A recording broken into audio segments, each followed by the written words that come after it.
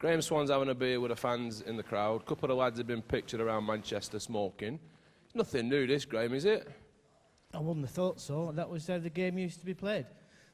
The fit lads, if they decide they want to smoke, that's completely up to them. It's their choice.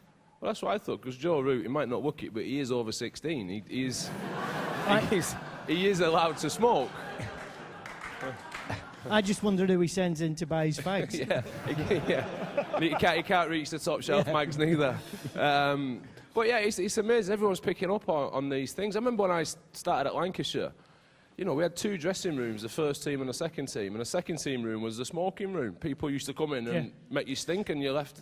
I mean, I'm not condoning smoking. I myself smoke, but I didn't actually smoke for 90% of my career. It was only towards the end I started for some strange reason. But I'm not condoning smoking. I'm not suggesting anybody should take it up. But if somebody wants to, that's a personal choice. Is it like a hobby you take up, is it? Well, it's... well, 20 years of professional cricket will do that to you. But when we used to play Benton and Edges, during the month of May, and there were zonal games, and the local reps used to come in and throw cartons of cigarettes onto the table, you couldn't see through the dressing room in May. It was ridiculous. It's true, because like cricketers like deals, don't they? And even the non-smokers were smoking just because they were free. You were on 20 a day. You were on 20 a day and you didn't smoke. It's like, we had John Crowley at Lancashire, and I know these lads have been pictured with a cigarette in the mouth. It's harder to get a picture of John without one in his mouth. He could put up through. So as you four, all who've played the game, can you understand why the fan, the journalist, the parent might have reacted with some surprise, let's say, at the photos of the England players having cigarettes? Are they surprised they had a beer as well? No. Yeah, my mum still don't know. Just a cigarette. It's just no. I think no. It will be the cigarette. If we're told in this day and age of fine margins and sports science and diet and this, that, and the other, then the beer to celebrate is somehow acceptable within English culture, but the smoking isn't.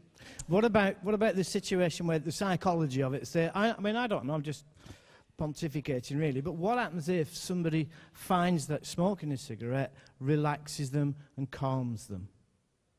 You know, surely that must be a good thing, especially when you're playing such a mental game as cricket, where you get wound up and there's a lot of stress. I mean, it's an idea. As I said, any young cricketers, I would not suggest that they take it up. I don't think they should. I mean, if I'm being honest, I wish I didn't, but I'm just too lazy to stop. What about you, Steve? When you started with England, there's a few in there, weren't there? There was, yeah. We went to first, I think 2002-03. We went to the Australian trip, and I think we went via Hong Kong or Singapore, 15 hours, and you just seen lads running into this smoking room.